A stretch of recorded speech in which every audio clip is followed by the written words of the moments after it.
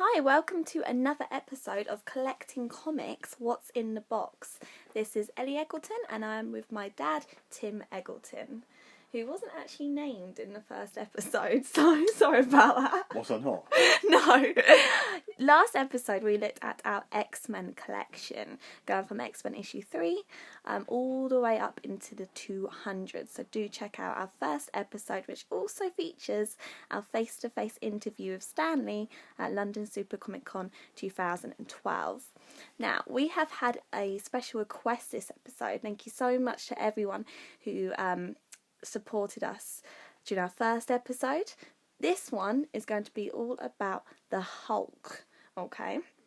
So, Dad, when was the first time you had encountered the Hulk? Probably, again, when I was buying those British Marvel reprints in 74, 75, and the Hulk had, I think, his own comic. Yes, I read lots of the early Hulks, and in that period, I do remember reading the Wolverine issues, 180, 181, and I remember liking the Wendigo. Of course. It was great. Now, most people probably know now the Hulk as an Avenger.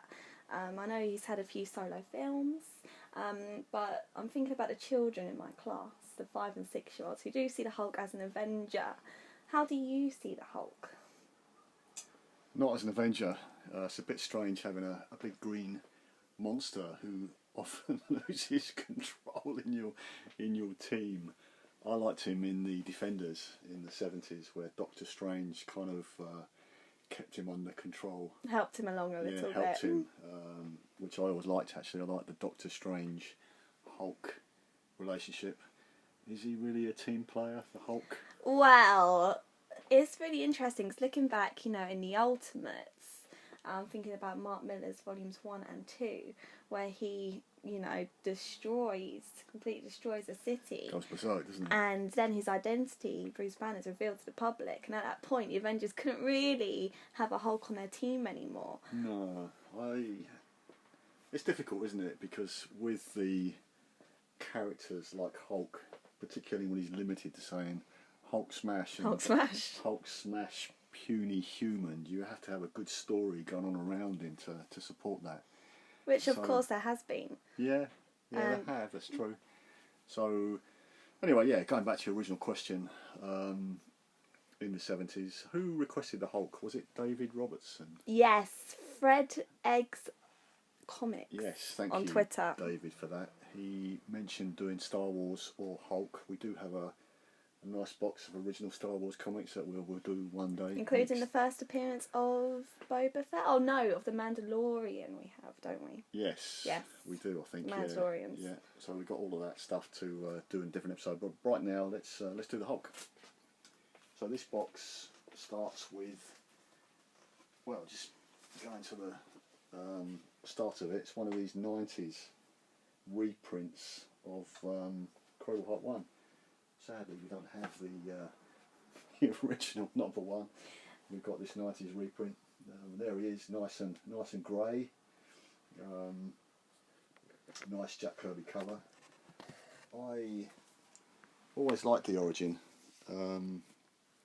where he saves the silly Rick Jones who runs out into an experiment that's going on. I don't know whether he's a superhero. This is the other point. He's a big grey monster at this point. The next book we have in the box is Incredible Hulk 121. So what happens to the Hulk after his first series is cancelled with issue 6? He goes into Tales to Astonish, one of the monster books, with Giant Man from issue 59 to 101, and they just changed the name of the title to The Incredible Hulk with 102, and he gets full-length stories. So by this point, this is 121. Someone's obliterated the prize stamp there. And you have a stamp going across the There's actual another Hulk stamp. title. Oh, yeah. So here he's actually facing the glob, I can see, within the swamp. There stirs the glob.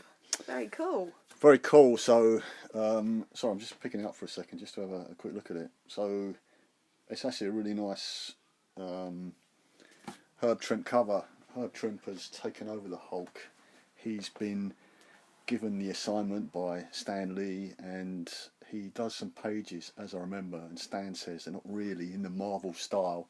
Go to Marie Severin, and she's going to show you how to do it properly. Marie Severin, great unused artist, really. She did some Hulks, but there's not really that many Marie Severin comics. I wonder if she was mentioned on the recent Marvel 616 documentary. Yeah, she was mentioned.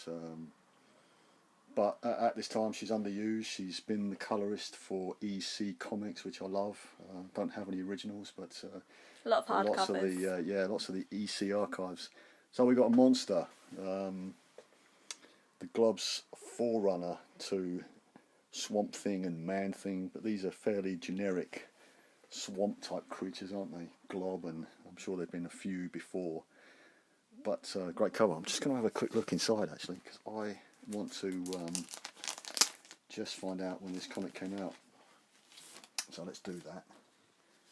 I'd say it's late 60s. Oh, there we go. I'll pull it out and the cover falls off. Oh dear. So this one is 1969, so I think Man Thing and Swamp Thing are 1970. Written by Roy Thomas.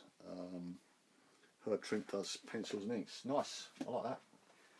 Shame it's not in better condition. It was a bit of a surprise to see the cover come off the comic. Bit of a shame. You can see the splash page there. It's great. I really like the Hulk. He's actually in Florida for this issue. Is he? Yeah, he is. There you go. So Glob's in the Florida swamps. I know that in Giant Size Man Thing 1, it's a Man Thing Glob battle. Is it now? Now you did mention there was going to be Man Thing this episode. And I think we've already had a little taste of that. So we do get Man Thing a bit later on when he appears in the Hulk. What I want to find, Ellie, if I can, I'm just going to pick up some of these really nice issues. Put them on so top. This is a bit of a taste of what we got. 1, 2, 3 with the Leader. Now the Leader, when I was little, the Leader to me was the main Hulk villain I knew.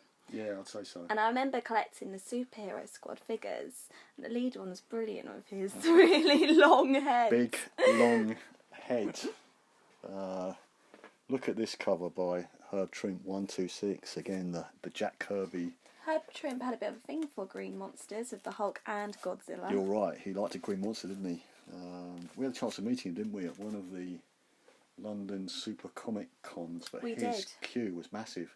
I think I had my Godzilla 1 in my hand to get him to sign it, but we couldn't get near, could we? We didn't meet him. I don't think we did. I have a photo of you of him, I'm sure. No, I don't think so, Ellie. Oh, I think that's a shame. we sort of circled and kept coming back, but didn't get to meet him. But I liked Herb Trimp. You mentioned Godzilla. Yeah, he did some good stuff. He really is known as a Hulk artist. He must have done Incredible Hulk. Certainly, he goes right up to after 181, keeps going probably into about the 190s, where Sal Buscema takes over.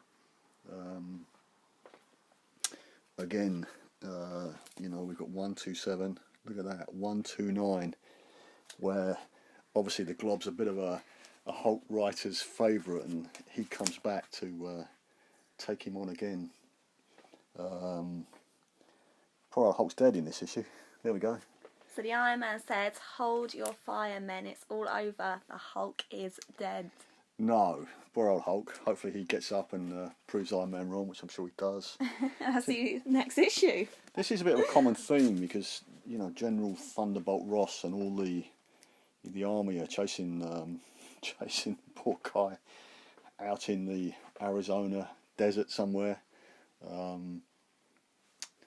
And that's a pretty common Hulk theme. He's always trying to be on his own and alone and get back to being Bruce Banner, I suppose.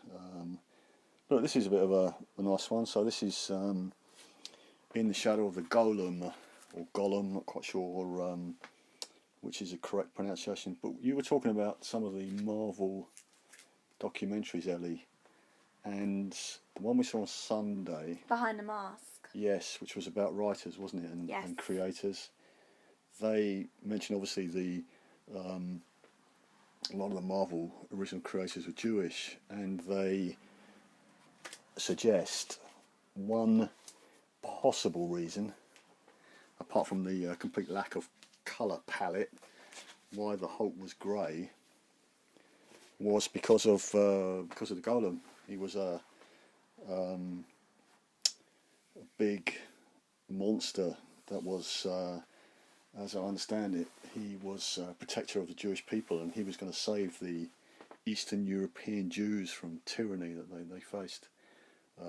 Whether that's a reason, again, the Golem appears in this issue, I don't know. It was a really good documentary, Behind the Mask. Excellent.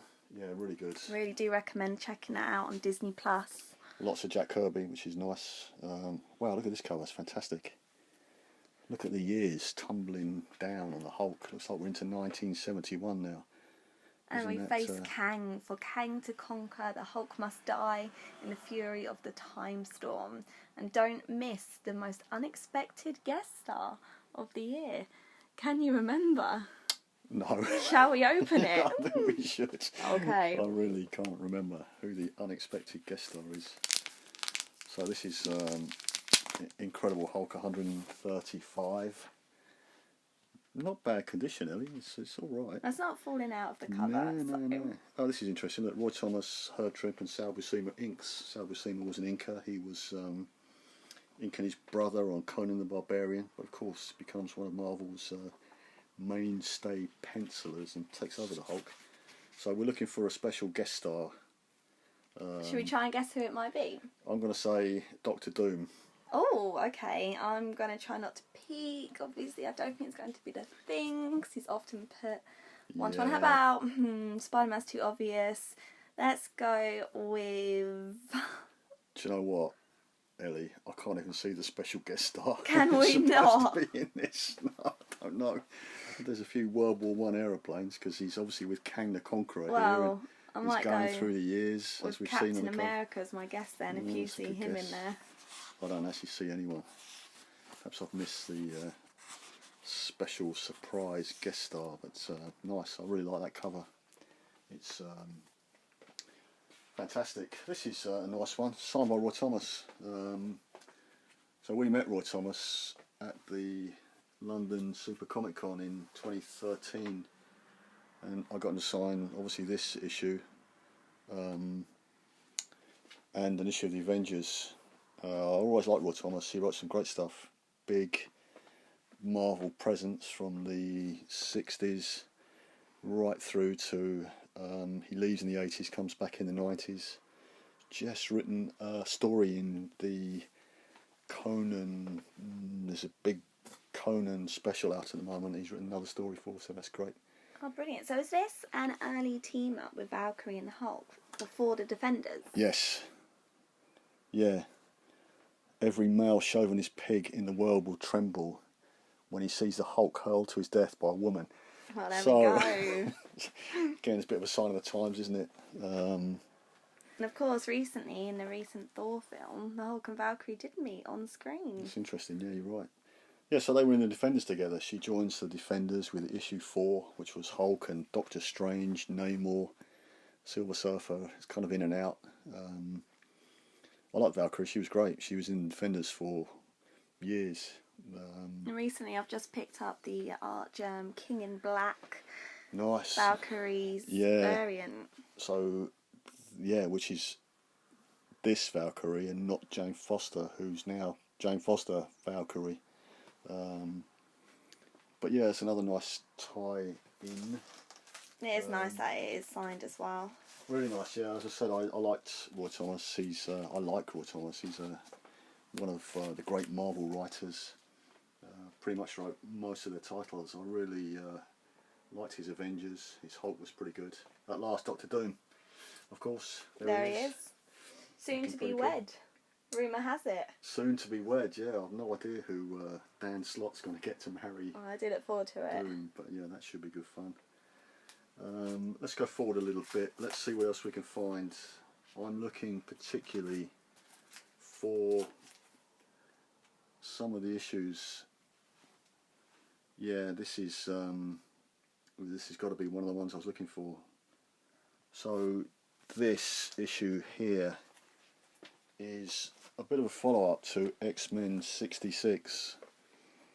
The Hulk's in 66, and obviously it's the last issue of the X-Men before it goes reprint.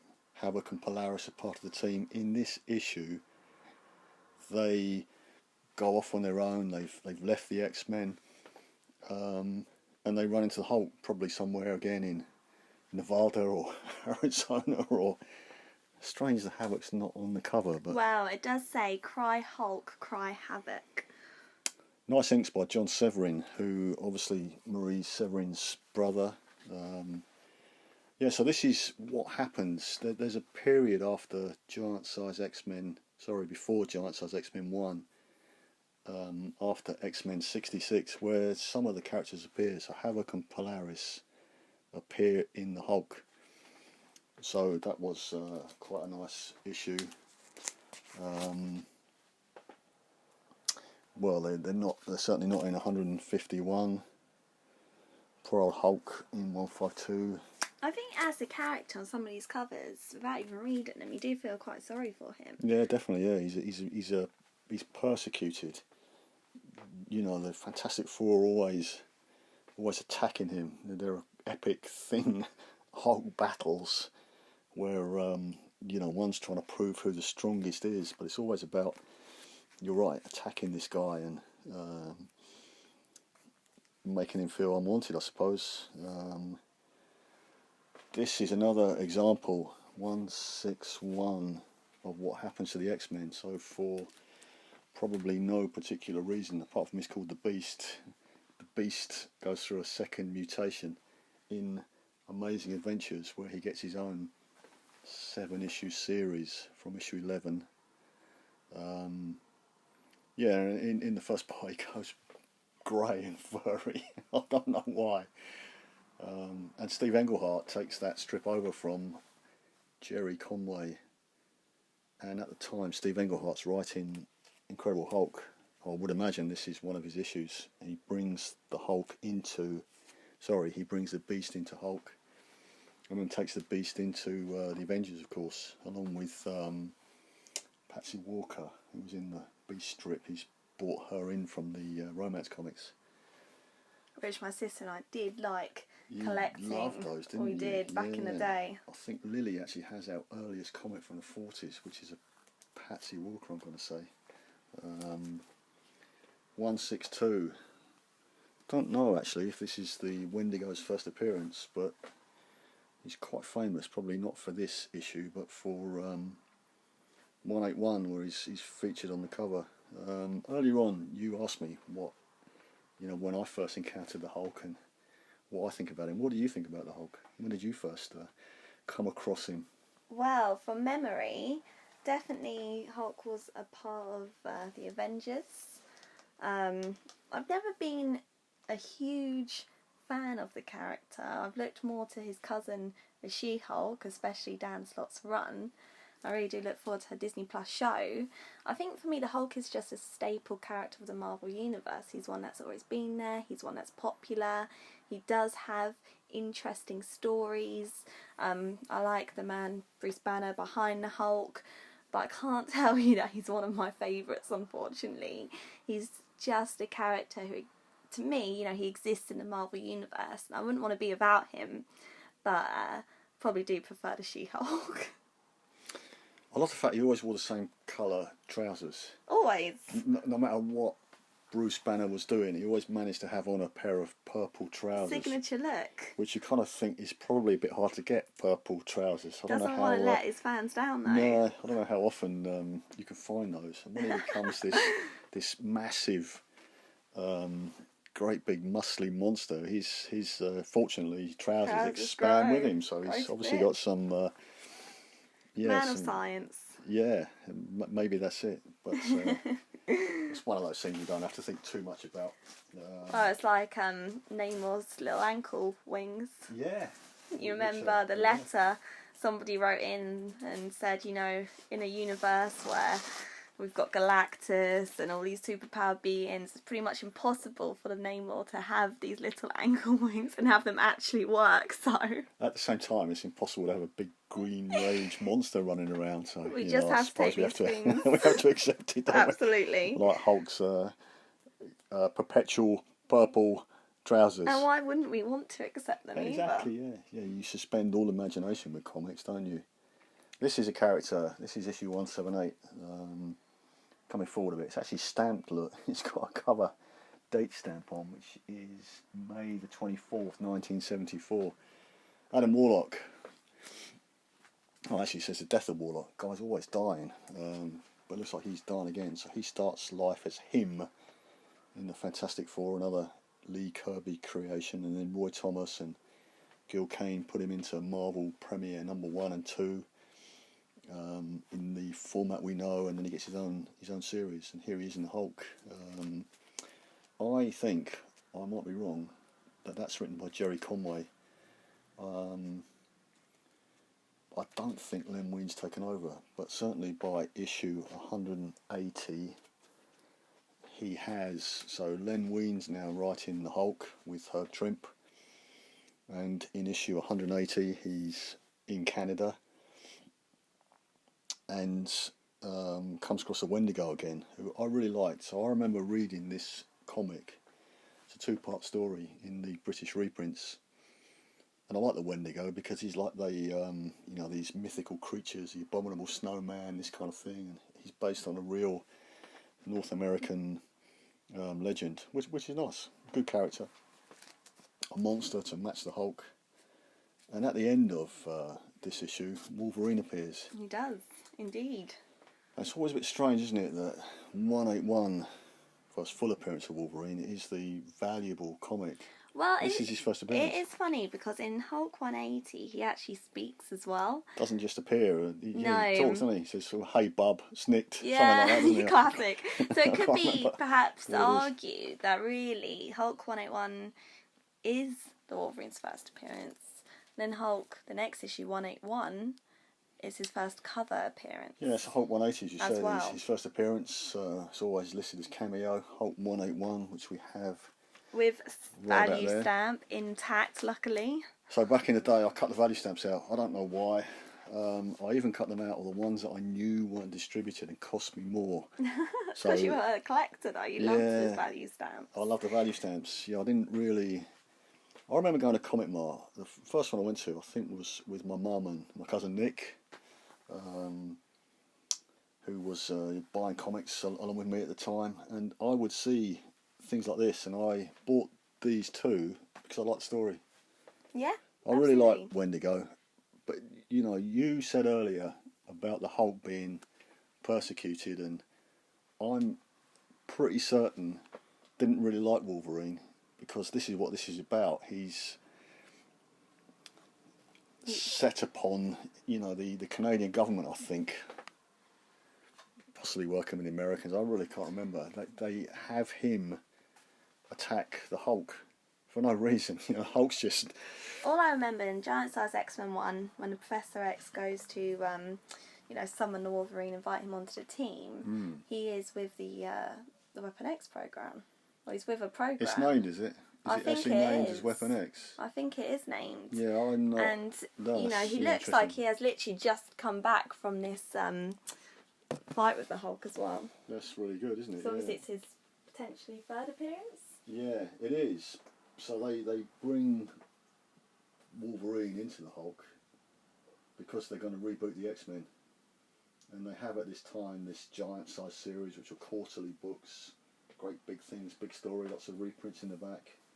And I guess they're going to, they already know they're going to reboot it a year later in Giant Size X-Men 1. So he's brought in as a Canadian superhero. Well, it says on the cover he's the world's first and greatest Canadian superhero. Well, there we go. Well, that time he's picking on the Hulk, which is not very nice with his claws. So you weren't a huge fan I don't think when it you was. were young No, and reading it. I might be misremembering that, but you know, the Hulk's all about being, you know, a bit of a loner. You know, we were talking about the Avengers and Defenders, and he's not really, certainly the way he's portrayed in the 60s, 70s, he's not really that type of character. He doesn't yearn, I don't think, does he yearn for acceptance? I don't think he does. He just, I think Bruce Banner sort of, in a way, wants the Hulk to be alone, so he doesn't hurt anybody. So he takes himself away and removes himself from society.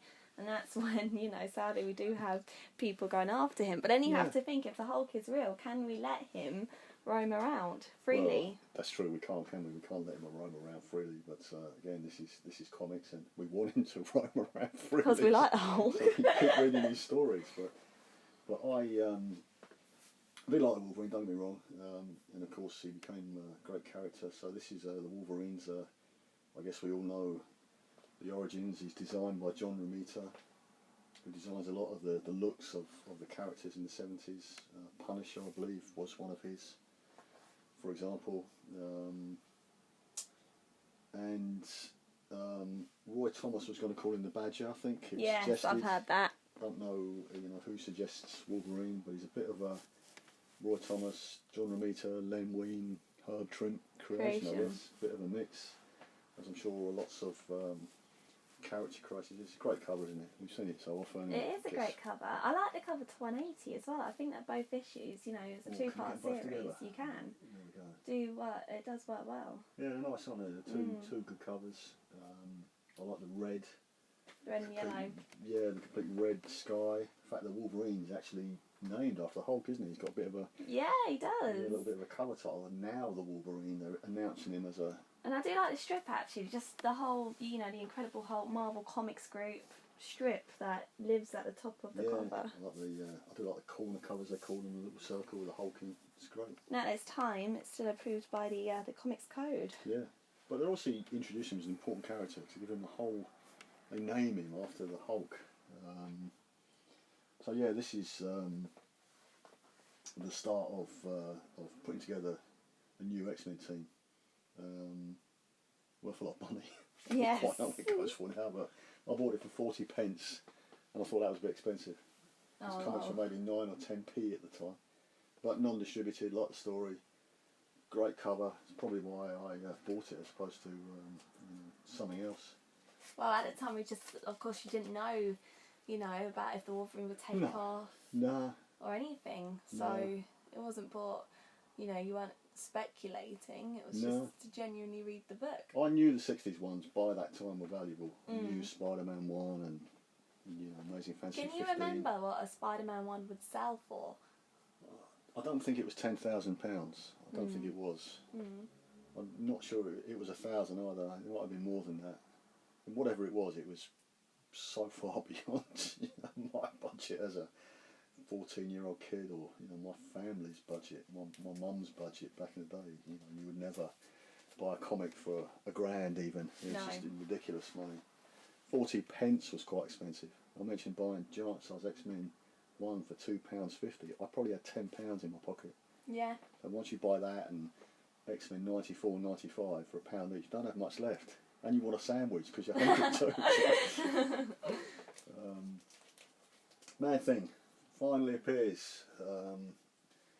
We mentioned a bit of Man-Thing action. One of my favourite characters. Oh, he's mentioned as well. Look, he gets the same sort of billing as the Hulk. He does. What do you think of the Man-Thing, Ellie?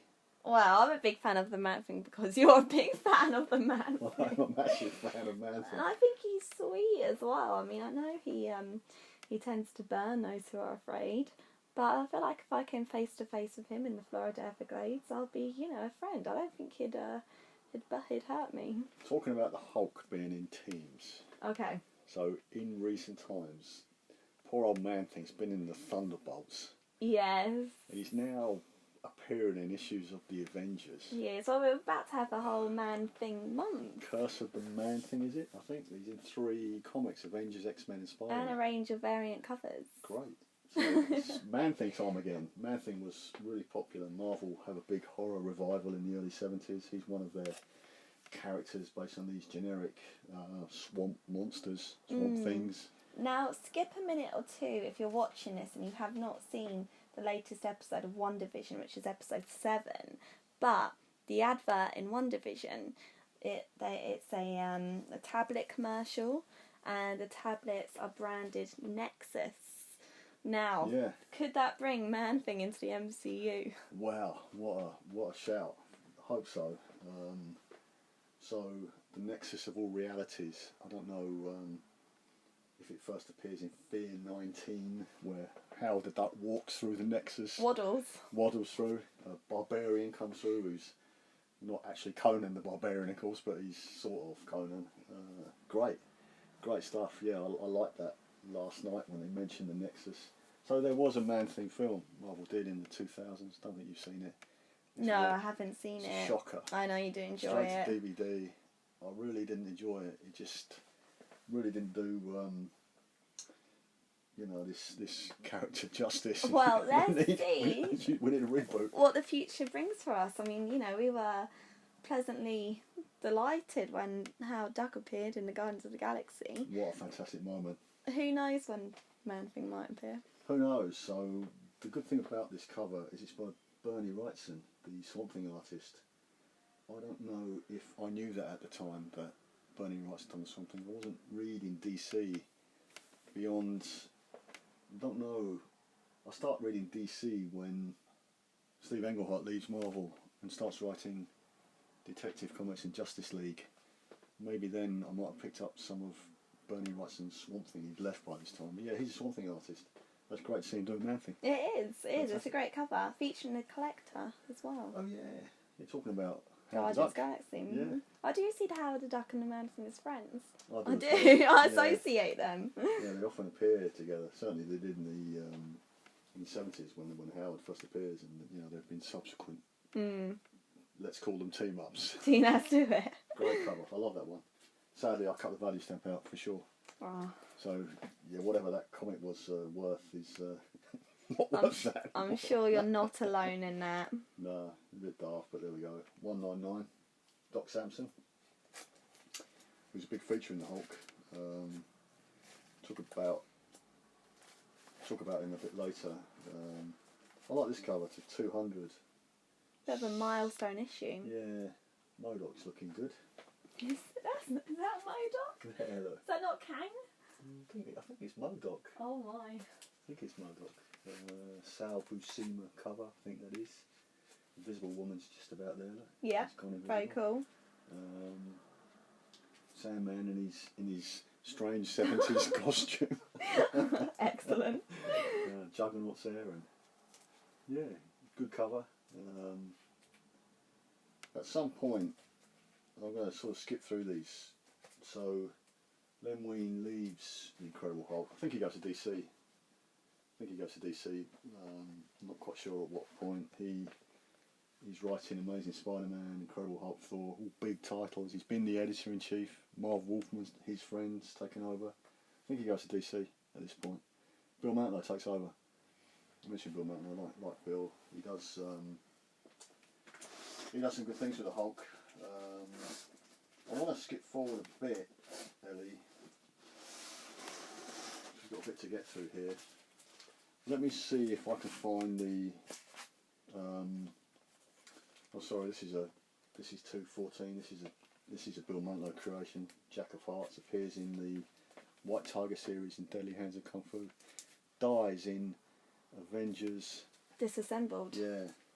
I remember. Talking about Scarlet Witch. I thought that he was dead and Wanda brought him back, but again, could be misremembered. Because I remember lots of dead Avengers arriving at the mansion before they know that Wanda is, using her magic. She kills Ant-Man, doesn't she? She has She-Hulk rip the Vision in half.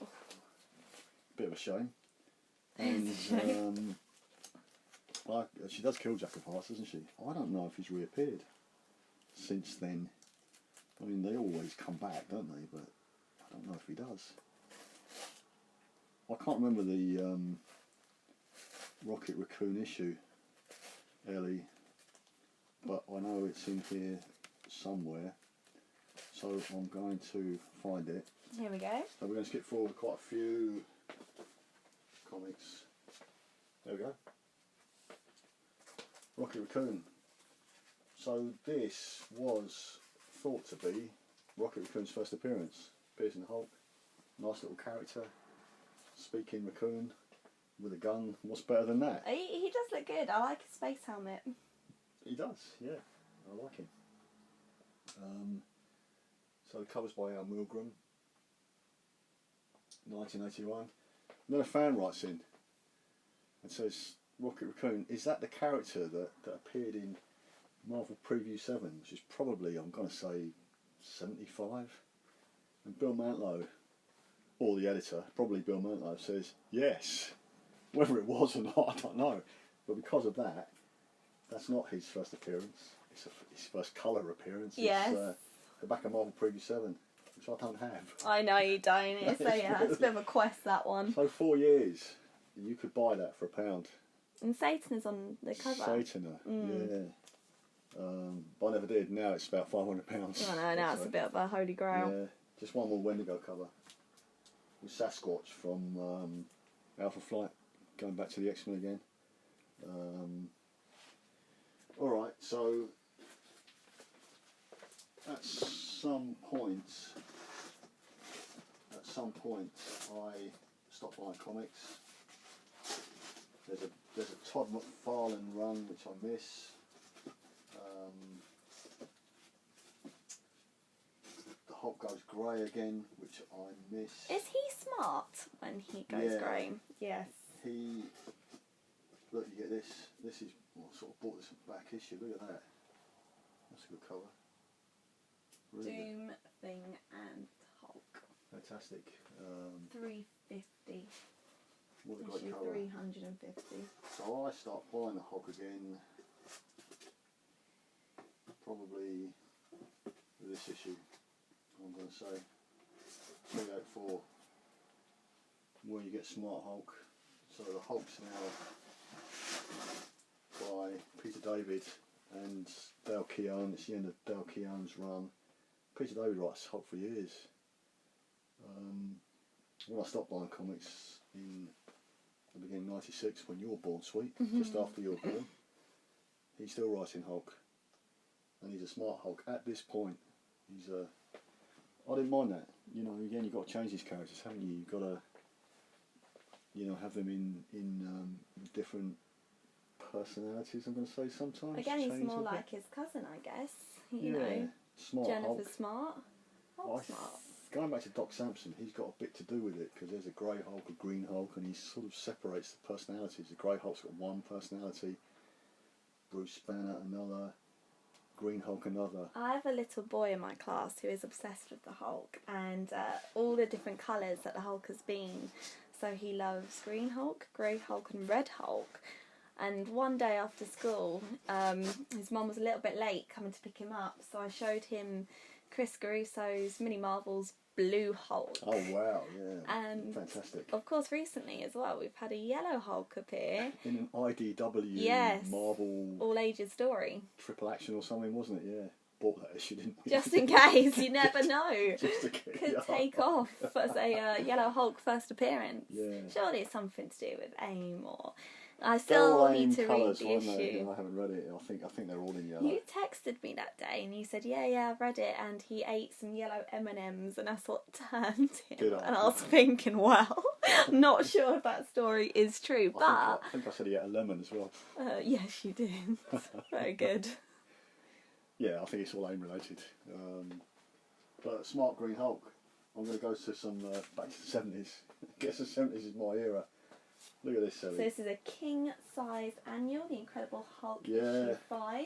We can see Groot, Master of Plants, the electrifying Blip, Diablo, I really like Blip. Diablo from Monster from Dimension X, Taboo the Terrible, the creature called Goom, and Zemu, the Living Titan. I think Zemo, I seem to remember him being in the Hulk. I'm not sure I've got that issue. Yeah, so apparently this is the second appearance of Groot. That is. Apparently so. It's Well, really interesting how both Rocket and Groot make their, recent debuts in the Hulk. In the Hulk. Yeah. So in the 70s, it's Groot. 80s, early 80s, Rocket Raccoon. The blip looks a lot like Zaz to me. So I wonder why they brought Groot into, in the 2000s. Why they bring Groot back and not Blip? Who would you bring back? I'd like to see Blip again, but I really do. Goom, surely. Yeah, Goom. Well, Goom looks like a classic Kirby monster. I wonder if he has previously appeared. Looks like a big baby, really, doesn't he? Oh, he's cute. I like a Marvel monster, I do. Yeah, so I think this is by Chris Claremont. And he brings lots of the old tales of suspense and tales to astonish monsters into Hulk Annual. Great stuff. Very cool. Well, we have 20 minutes left of recording time before our app cuts us off. Okay. So, how should we finish this? Well, we're going to finish it with one more annual, because this is the next one. Art by John Burns, written by Roger Stern, and it's the Champions. Can you please tell me that Champion story that you read recently?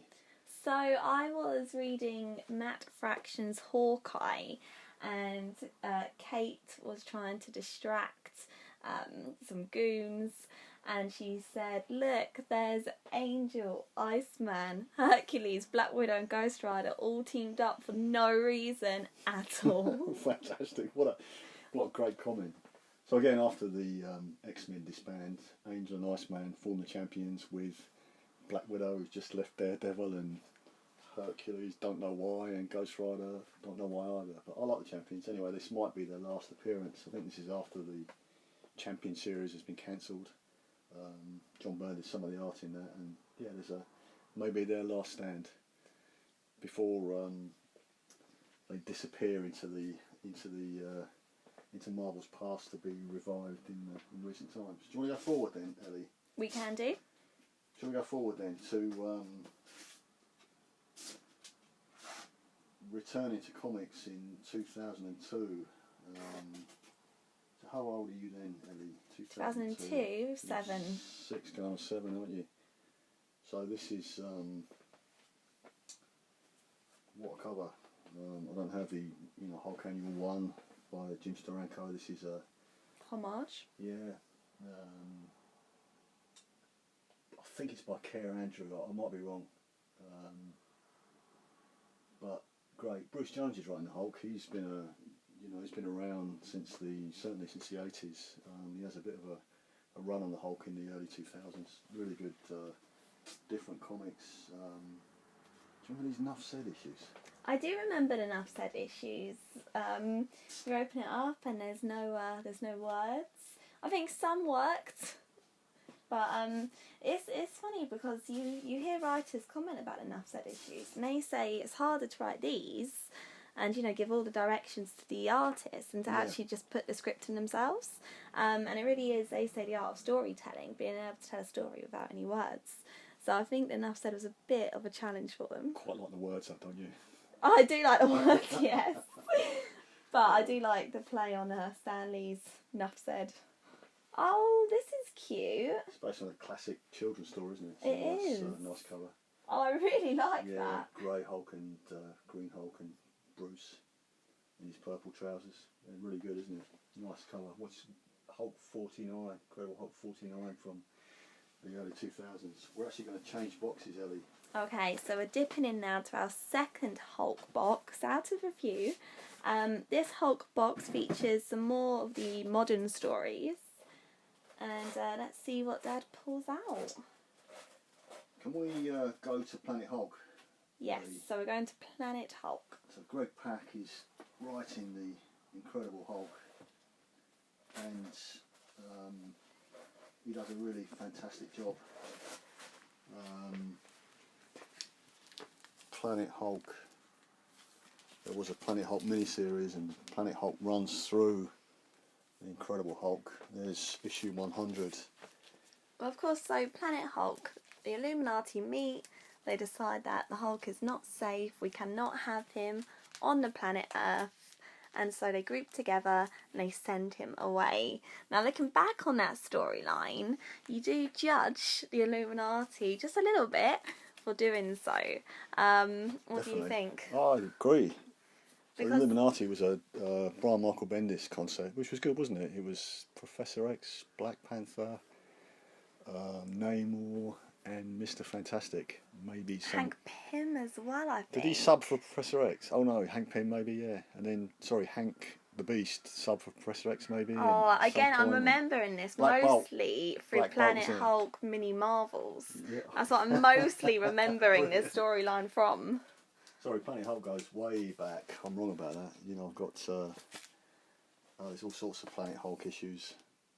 Looks like it starts in '92. But Planet Hulk is this great concept. It's a mini-series. It's lots of issues of the Hulk where he is blasted into space because he's had a rampage in, let's say, Las Vegas. I can't remember, and people have died.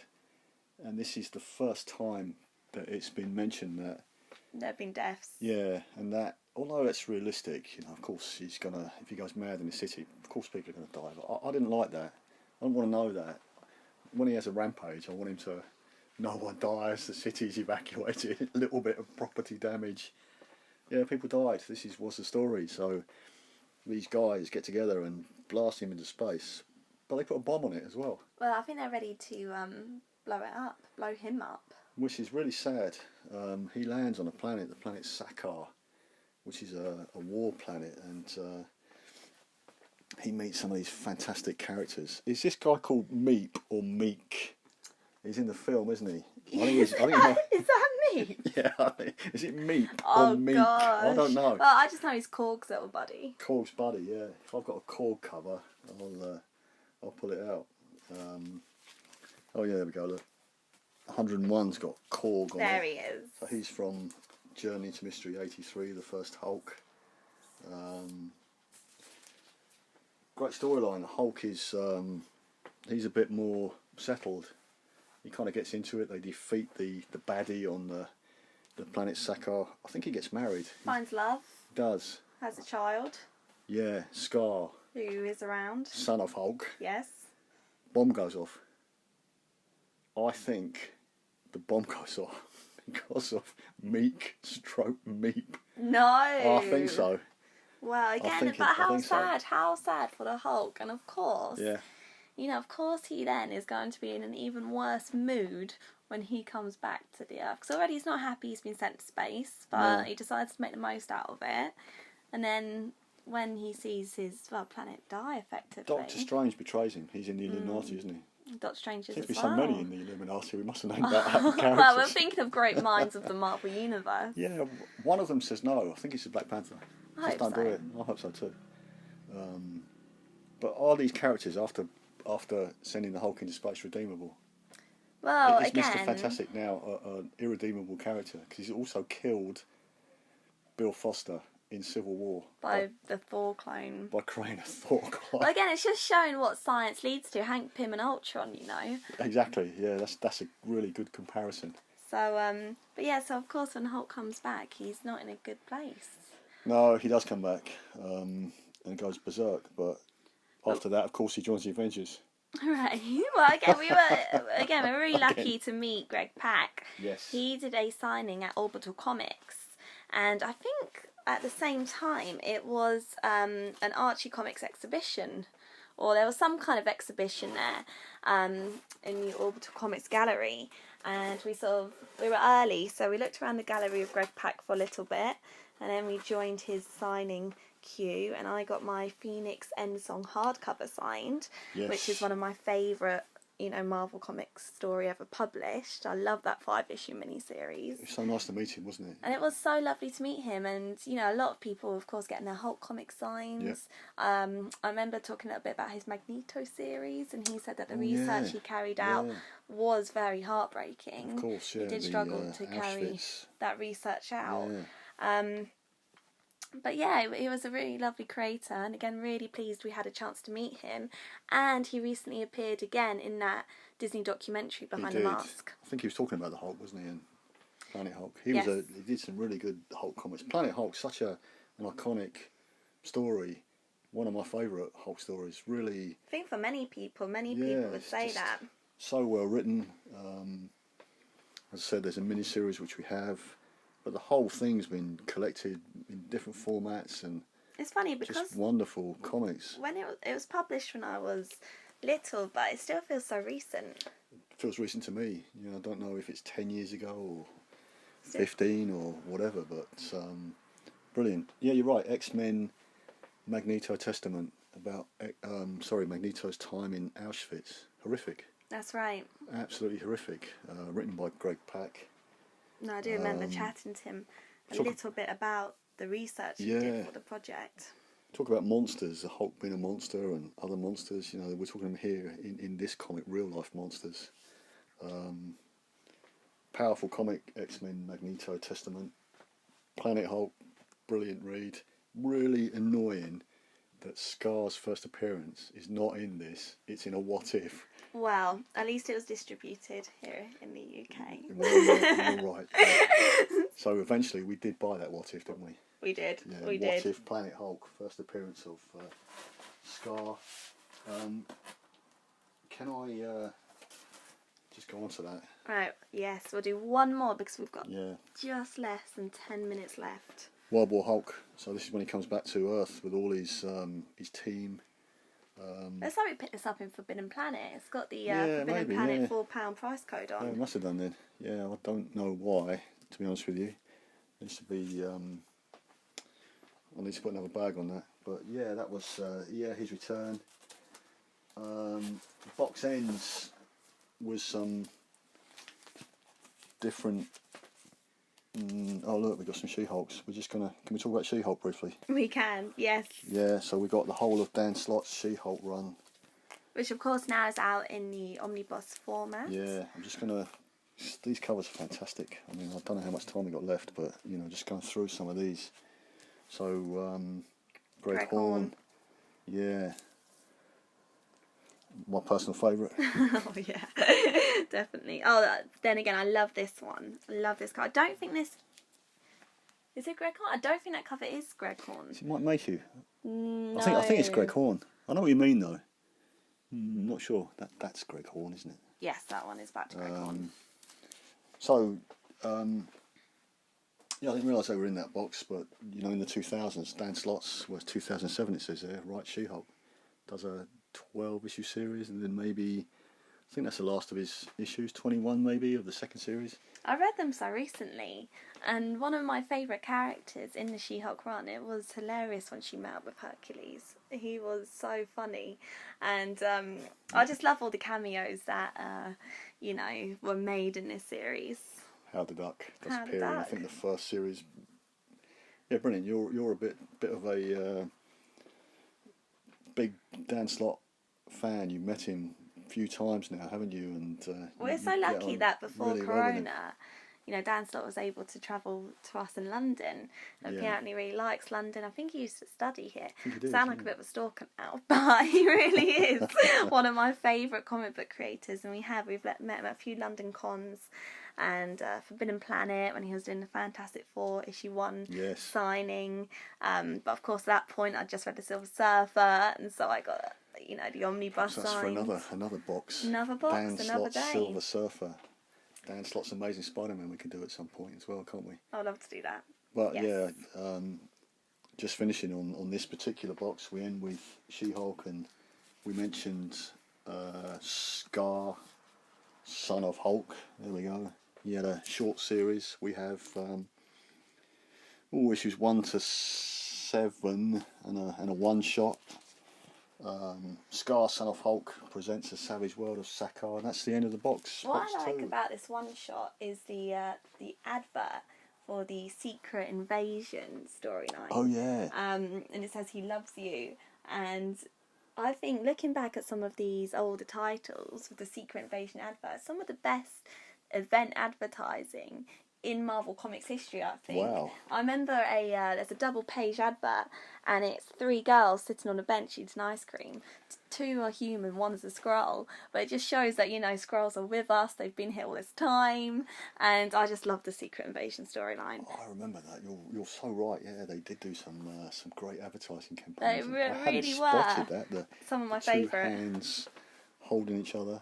Again, apparently Secret Invasion is a show coming to Disney Plus very soon. Great. So, no, it's really good fun looking through the Hulk box. Thank you again for sending in your recommendations. If you would like to see more of our collection, do comment in on the video and tell us what you would like to see. Thank you so much for watching, and hopefully we'll speak to you again soon. Thank